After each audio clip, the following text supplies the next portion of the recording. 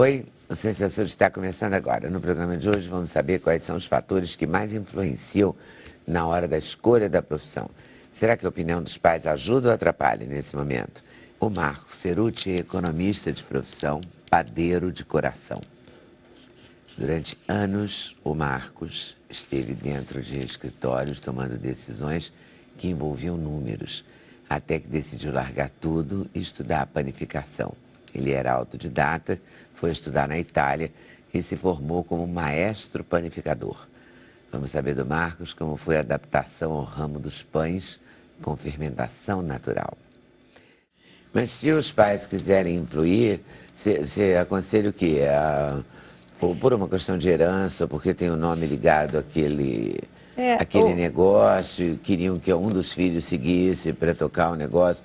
Será que é levar a pessoa desde a adolescência para aquela indústria, ou para aquele caminho, ou para aquele negócio? Leda, eu sugeriria o seguinte, que, primeiro, entendesse a natureza de cada um, né? Ou seja, os filhos, da mesma forma que os dedos, cada um tem a sua essência, a sua natureza. Quais são as tendências?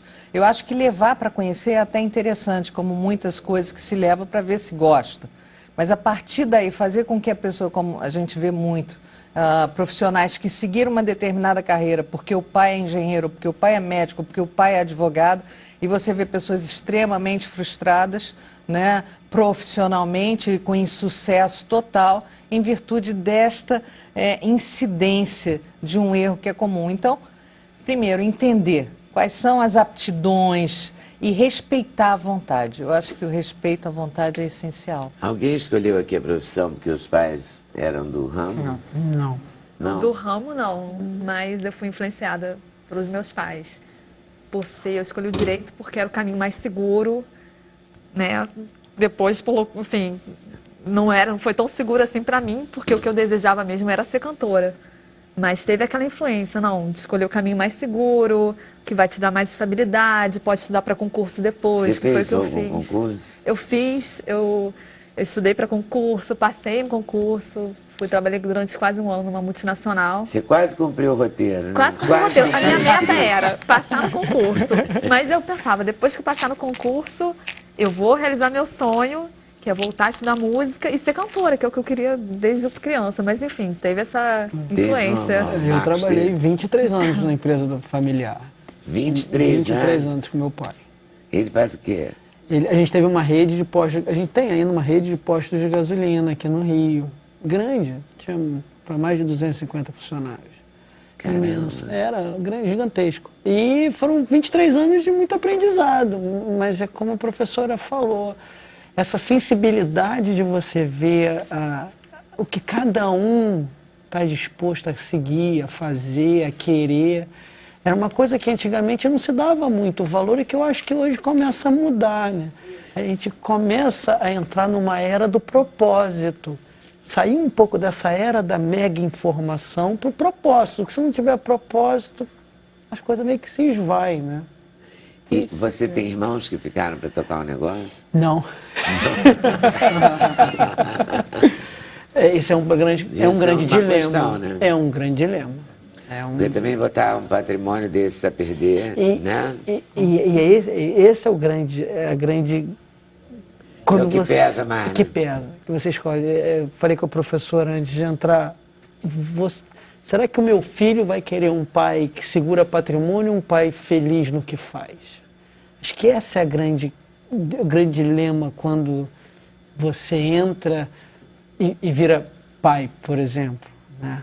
E a coisa do educar por muito mais por fazer do que por discurso, por atitude ao invés do discurso. Isso é um dilema enorme, né? E talvez seja falso, né? Porque enorme, né? Nada significa que isso será contínuo e não é finito. Então o sucesso de ontem não representa o sucesso de amanhã. Então é algo muito incerto, né? Não tem como você prever. Por outro lado, tem o lado tem o fator dos filhos seguirem o modelo dos pais, né? O modelo do pai, o modelo da mãe. Meu pai é médico de sucesso e os filhos seguirem espontaneamente, né? Meu pai é um advogado, eu tenho na família. casos assim de que seguiu a profissão do pai, porque o pai é médico de sucesso e está seguindo, está substituindo o pai. O pai advogado está seguindo. Mas está feliz. Está feliz, por escolha própria. O fato da escolha, né, ser feita hoje não significa... A grande riqueza do momento que a gente vive profissionalmente hoje é que a qualquer momento pode se mudar. Exatamente. Né? Eu acho que eu sou exemplo disso. Você é exemplo disso. É isso mesmo. Você é um exemplo. A Suzana Eu também, exatamente. Porque quando a gente escolhe a carreira, assim, enfim, na hora de prestar vestibular, meu Deus do céu, eu vou escolher um curso, é o que eu vou escolher para a vida inteira. Hoje em dia eu conheço muitos colegas meus também de faculdade que mudaram enfim, de profissão, não é para a vida inteira. Né? Eu acho que a gente... É que nada mais é para a vida. Nada mais é para a vida inteira, nem a estabilidade é para a vida. Nós estamos conversando sobre isso, né? Você termina uma faculdade, de repente esse curso já não está mais, mas você terminou. Agora você vai partir para outra coisa, né? Então, a velocidade, né, na questão da mudança é muito rápida hoje. Você tem que se adaptar urgentemente, né? E é muito rico, né? É muita informação. O grande desafio está transformar isso em recursos, né? Em algo que você possa tangibilizar profissionalmente. E eu acho que aí entra o papel dos pais. Sim. Né? Nesse direcionamento do como, de forma mais focada, mais estratégica, como aproveitar todo o talento que se dispõe. Porque é óbvio, né? Quem tem filho sabe disso. O talento que um dispõe, o outro não. Então, como fazer isso, ou até de forma complementar. É fantástico. Eu acho que a gente vive uma era muito bonita, né? No sentido desse aproveitamento humano. Eu acho que é loucura essa história, no sentido de muitas das vezes o comodismo da geração antes da nossa, que trazia essa coisa de você escolheu ser advogado, você vai morrer advogado. Exato. Você escolheu ser... Isso geração X, né? Isso foi muito sonho. Me arrepia porque é verdade. Muita gente sonhou e não realizou porque foi ceifada, porque foi plantado na cabeça dela que ela tinha que ser médico e ia morrer médico. E às vezes você vê gente frustrada, à beça na vida porque queriam ser acrobatas e foram médicos do início ao fim. Isso é triste, porque ceifa sonho, né? Também porque há uma necessidade, quer dizer, se você não está realizado, não é a sua escolha, como a do Lucas, que era sempre aquilo, ele tinha certeza que ele queria plantar, né? Então isso é muito saudável, né? A gente vê assim, uma nova cara da sociedade envelhecendo de uma forma saudável, com um sentimento de não estou excluído, pertencimento, né? Isso é muito bom. Essa coisa de se sentir útil, né? Sim. Todos nós, né? E essa é a verdadeira conectividade. Eu acho que é essa conectividade que a gente tem que tentar entrar no equilíbrio. A conectividade não vem só da tecnologia. Dessa conversa, de conversas que a gente deixou de ter num jantar, num almoço. Exato. Porque está tudo correndo, é tempo, é rápido. Quando você traz a terceira idade, ele traz meio que essa calma. Ele vem no outro ritmo. Ele traz essa calma para o ambiente, esse até equilíbrio. Aflige, às vezes, né? Você está no caixa do Nossa, é muito lento. Muito lento. Porque não se vou você. negar, porque você. às vezes incomoda um pouco. Mas eles são é outro. Mas é um exercício. Não, aí você para, é bom também. Porque aconteceu comigo, estou sendo sincero. Eu comecei a ficar fria, meu Deus, vai levar horas isso. Depois eu falei, ele era tão gentil, sabe? Que eu falei, não, também... É eu que estou acelerada. Eu que estou acelerada, eu estou errada, eu tenho que dar uma reduzida. E aí funcionou. Isso é bacana. Eu não cheguei a diminuir nenhum remédio. Mas achei legal o lance. Sabe o que é interessante? Que às vezes você observa, e você vê postagens no Facebook... Hoje você tem pessoas conversando, não foi o nosso caso lá, né, a gente estava aguardando, mas cada um no seu mundo, no seu celular. Então, assim, com eles não tem isso, eles não admitem, eles falam assim, mas por quê? Eu estou falando com você, eu quero conversar, né? E eles não admitem que a pessoa fique assim, no mesmo ambiente, cada um no seu mundo, né? Cada um no seu celular. Volta aí, tá, Lucas? Me conta uma coisa, o pão também é assim? Pão ele assim. diz pra gente as coisas? Pão é loucura. Quando você está com uma energia... que não está bacana aquele dia, que não acordou bem, o pão responde na hora. E isso é muito legal. Isso é muito bom, porque o pão é um processo que tem início, meio e fim, um prazo muito curto. Então, se você for fazer uma analogia da vida, é como se você estivesse reiniciando o seu processo quase todo dia. Numa fermentação natural dura mais um pouco, dura 4 dias. Mas é como se você visse o início e o fim muito próximo. Isso dá uma sensação muito legal de reinício. Coisa que às vezes na nossa vida a gente não faz. Porque a gente projeta para 5, 10, 15 anos, né? E a gente não se lembra do início, né? Como começamos, quanto a gente amadureceu no caminho, como foi bacana a jornada, porque eu acho que o mais bacana é a jornada, né, Leda? A gente vê muito o final, acho que a gente é muito educado para ver o resultado, e a gente esquece de olhar para a janela do ônibus e ver como é bonito o caminho, né? Como é bacana o caminho. É forte o caminho. E é lindo, né? Quando apreciado, quando vem com força. Curtir esse caminho, né? E curtir essa coisa de você estar lá babando o caminho mesmo, como baba o bebê, como, né? Então, o pão traz muito isso. O pão me trouxe muito isso. O cartesiano, economista, marketing, finanças, aquela coisa pá. E, de repente, você se vê, farinha, água, coisa que você nunca tinha pensado em fazer na vida. E por que o pão? Isso foi... meu filho. Juju, minha esposa, que é comigo, minha companheira em tudo, nas loucuras. Às vezes eu acordo com o olho brilhando, ela não para. Brilha o olho não, pelo amor de Deus, chega. Mas inventa mais não. Mas ela ficou grávida. E os modelos são feitos para serem seguidos ou para serem repelidos, né? É basicamente a nossa vida. E eu tinha uma angústia muito grande de educar meu filho por discurso e não por atitude. Né? Aquela coisa que meu pai executivo sempre foi, não, eu trabalho para sustentar, para prover, mas você não via felicidade real naquilo que ele fazia. Ele era feliz, curtia o que ele fazia, mas não era aquele, que nem você está aqui há quantos anos e curte cada dia, né? E é verdade. Você não vê o brilho no olho. E eu tinha muito medo de passar isso para o meu filho. A pergunta que eu fazia para mim é, será que esse menino vai querer um pai super real e realmente feliz ou um pai que tenha patrimônio? E aí eu falei, mas eu tenho que educar esse moleque por atitude. Se ele quiser ser astronauta, ele vai ser astronauta. Porque eu acho que a gente tem essa coisa de ter que confiar mais na gente, né? A gente perdeu um pouco isso.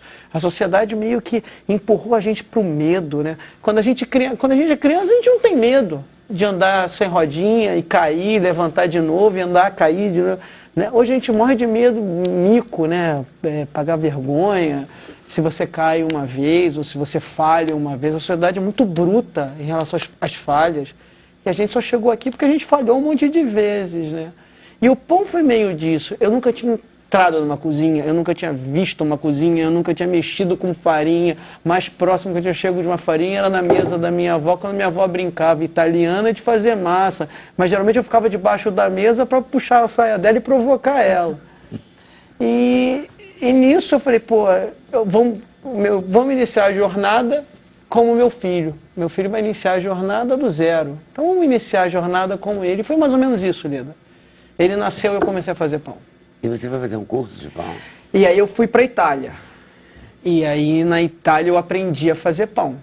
Mas outra coisa que me traz muita angústia nesses modelos atuais é o copy-paste, né? Você vê muita coisa e aí a coisa começa a ficar efêmera, porque muita gente vê um negócio de sucesso e simplesmente copia. Quando eu fui para a Itália e aprendi a fazer pão, eu percebi que eu tinha que criar uma coisa nova. Eu não podia simplesmente pegar aquele modelo e reproduzir aqui no Brasil. Eu tinha que criar algo novo, eu tinha que trazer algo novo para a gente. A panificação brasileira é muito rica, muito linda, muito bonita. Se você for pegar a história da panificação brasileira, ela é linda, riquíssima. E vem desde Dom João, quando veio com a corte para o Brasil. Mas a gente tem pouco conhecimento por falta de livros, falta de história, e tem pouca inovação. A gente não inova, a gente não traz coisa nova. E foi que quando eu voltei da Itália, eu falei, quero criar algo novo. E aí eu falei, onde é que eu posso ver essa coisa nova? Fui para São Francisco, onde é o berço da nova panificação. onde há 30 anos atrás, na década de 80, no auge da crise econômica americana, eles criaram algo novo. Eles trouxeram o que a gente chama de terceira revolução da panificação, que é resgatar como se fazia pão há 6.000 anos atrás, como as nossas avós faziam pão, que é dar tempo ao pão, coisa que a gente não dá tempo mais para nada, né? A gente não dá tempo mais para nada.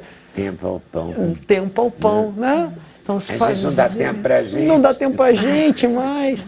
E eu fui para São Francisco e lá aprendi a amar pão. E quando eu voltei, eu comecei a inovar, comecei a criar coisas novas e trazer e apresentar coisas novas para a gente, para o comum. E tentar sempre mostrar, Leda, que a coisa é simples, sabe? É farinha, água e sal, Leda. E tempo.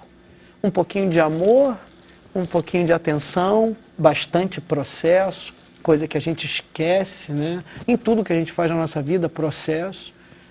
E aí transformar aquele mingau, aquela junção de farinha, água e sal em algo bacana, em algo comestível e super nutritivo. E aí você conseguiu abrir um bar, porque aí é vender este pão. Então, aí foi o grande dilema. Como é que computa isso no preço do pão? Né? Não existe.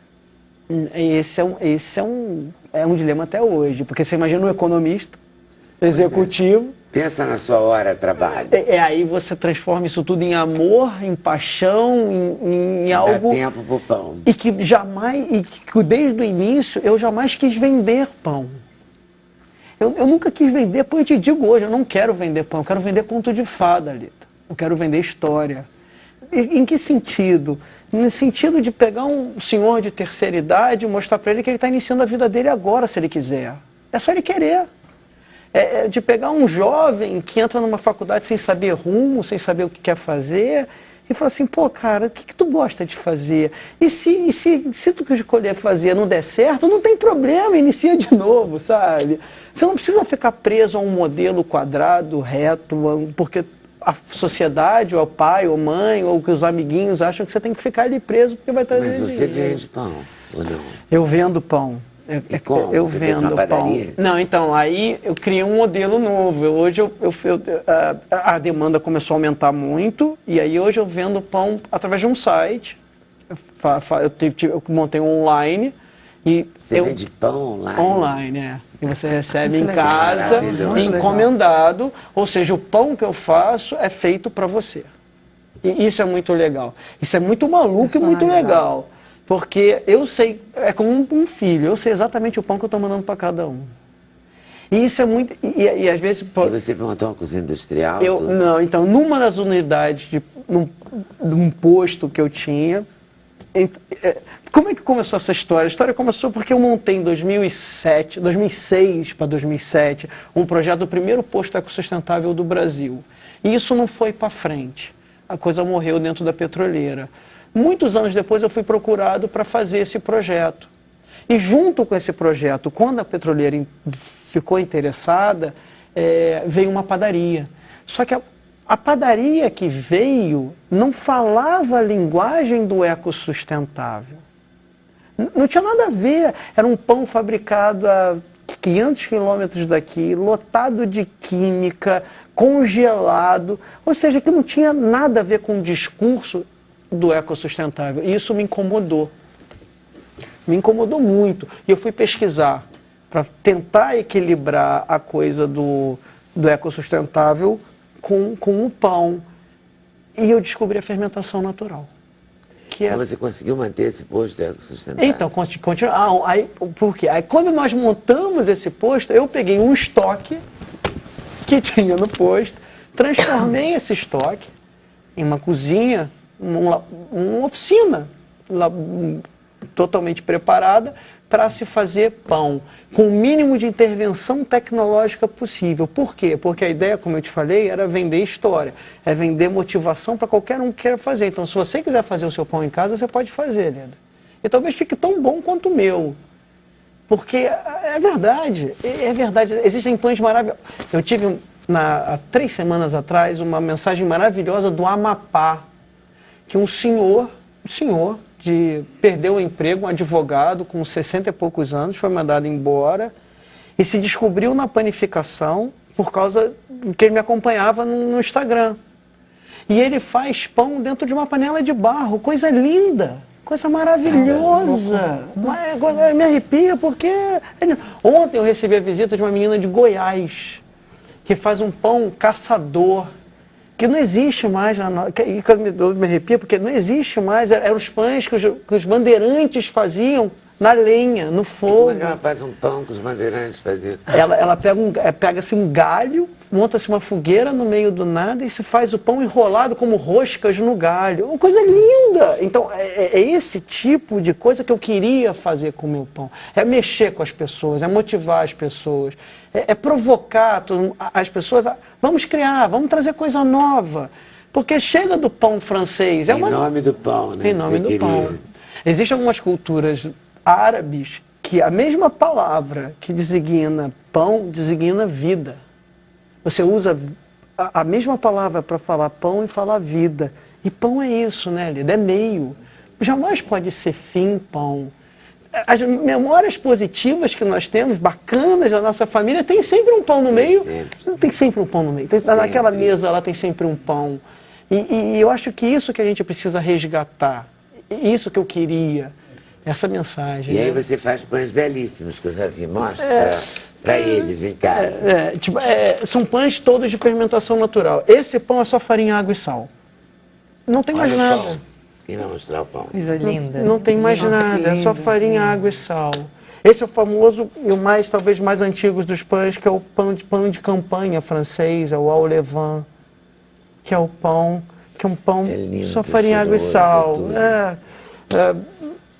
Esse é um pão que eu criei porque existia uma reclamação muito grande que eu só fazia pães europeus. Então eu criei um pão latino, que é um pão de chia, que é uma semente incrível, latina, nossa da América do Sul.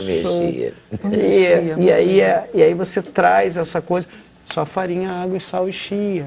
Né? Esse pão foi o pão que é o famoso sourdough de São Francisco. Esse pão eu faço só para a Roberta, né? Para a chefe Roberta Sudbrack, lá para o garagem da Roberta.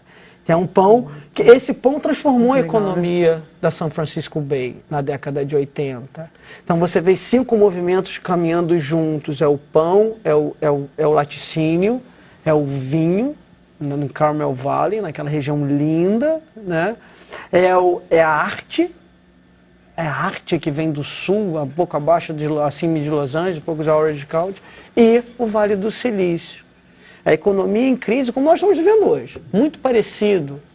Todo mundo em baixa estima, política, uma bagunça, saindo daquela era Nixon, aquela coisa maluca, e precisava se criar. Então, no pão foram 5 pessoas, nenhum era padeiro. Nenhum era padeiro. E transformaram a panificação mundial. Né? E essa é a baguete tradição francesa. Essa é uma baguete francesa. Você passa por todas as culturas. Essa é a ideia.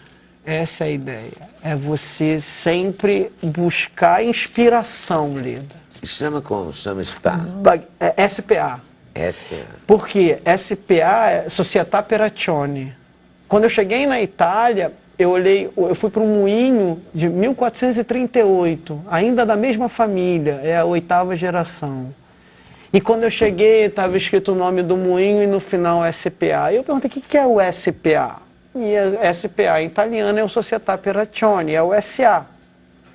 É a Sociedade por Ação Limitada, enfim. E na hora eu falei, é isso que eu quero para a minha panificação. Eu quero criar uma sociedade de pessoas que sejam tão apaixonadas quanto eu, não por pão só, mas pela vida. E que eu não conheça, porque na maioria das vezes eu não vou conseguir entregar para a Leda pessoalmente, para a pessoa pessoalmente o pão, mas que ela existe. Então é uma sociedade anônima, de apaixonados por alguma coisa, por essa vida. Né? E as pessoas te encomendam pela internet? Pela internet. Então é SPA? SPA Pane, pão em italiano.com. E aí você trabalha com quantas pessoas? Eu sozinho. Só você? Eu sozinho. Essa é uma outra coisa, quer dizer,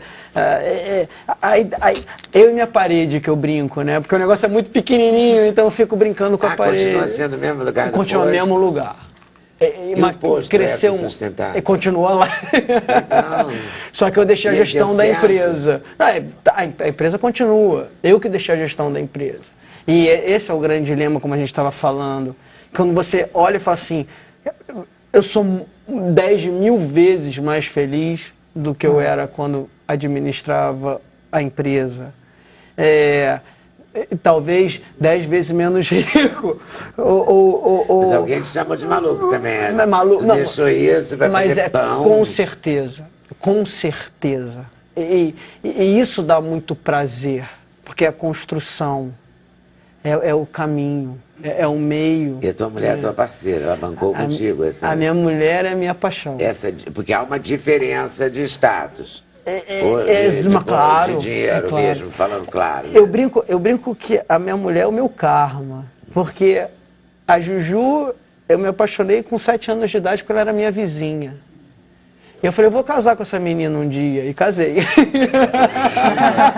Agora quem arrepiou fui eu. E casei, Leda. Casei. Depois de desencontros, porque ela foi morar em Brasília e voltou. E a gente já está casado há 15 anos com o Nicolas de 7. Então o pão já tem 7 anos. Seu pão já tem 7 anos. Já tem 7 anos. E ela é companheira para tudo. E aí eu falei, Ju, a história é essa. Vamos. E ela falou, ontem. E a gente está nisso juntos. Essa coisa de tentar trazer essa história, de trazer essa motivação, de trazer essa luz para muita gente que talvez esteja nos assistindo agora e tenha tanta dificuldade no dia a dia, né? na depressão, em alguma coisa. Além do hábito alimentar, que isso é muito bacana. Vocês viram escrever um livro falando do pão. Você faz o do pomar. Eu me lembro do meu filho pequeno e um livro de história. Eu guardei esse livro, claro. Mãe adora guardar lembrança. Filho nem lembra e a gente fica lá cheio de tralha. Mas eu guardei, todo dia de chuva a gente fazia pão. Fazer pão é uma coisa muito interessante. É muito bacana. Porque na hora que ele fica ali crescendo, e você vê ele crescendo, você deixa ali, né? Tapa com... Esse a gente já tapava com pano úmido, uma coisa pano assim. úmido. Era um livro de história. Aí um dia de chuva, não tinha nada para fazer, lia aquele livrinho, farinha e água e sal a gente sempre tem. E fazia pão, e era bacana. Você devia fazer um livro associando o pão a essa... Mas é bem por aí. A vida. A vida. Muito bom, muito bom. E aí você gravou o CD e botou o pé na estrada. Aí Como é que você faz para divulgar e tudo? Então, meu primeiro show da minha vida foi o show de lançamento desse CD. Que foi em 2013, mas ainda estou lançando, assim. É o meu processo, é o meu começo, aí esse é o primeiro filho. Então, eu continuo fazendo, eu fiz alguns shows de lançamento só do CD e continuo fazendo shows, enfim, em que eu misturo o repertório do CD com outras músicas, outros sambas conhecidos e inéditos também, porque agora já conheço, graças a Deus, agora já fiz. Já pode até inédito. Já pode até inédito, já estou cheio de ideia para o segundo CD.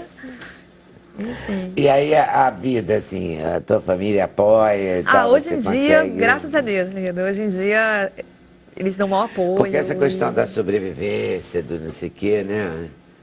É complicado. É complicado, né? Quando você vai fazer uma escolha.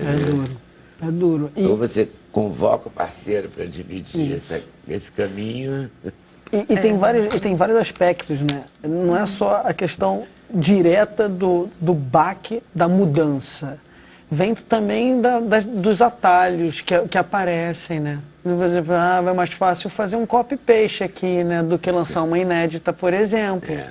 Do que lançar a tua personalidade. Tem uma história interessante que quando eu fui sondado para fazer o pão para o Papa Francesco, quando teve no... Você fez o pão? Fiz. Pão do Papa? Não, mas foi muito maluco, porque quando me pediram para fazer uma roseta italiana, uma roseta romana, que é o que ele come na Casa Santa Marta. E aí eu disse, eu não vou fazer. E aí a pessoa lá do outro lado falou assim, mas como? É o pão do Papa, não. Aqui, garoto, para com isso, é o pão do Papa. Não, olha só, ele está vindo para o Brasil, para um clima completamente diferente, para uma umidade completamente diferente, para uma atmosfera completamente diferente. Eu posso fazer a Roseta Romana, eu sei fazer, mas aquele pão é uma porcaria, não é a cara do Rio de Janeiro, não é a cara do Brasil e não é a minha cara. Então vamos fazer o seguinte... Menino Papa se indignou. Ficou nervoso. E aí eu falei...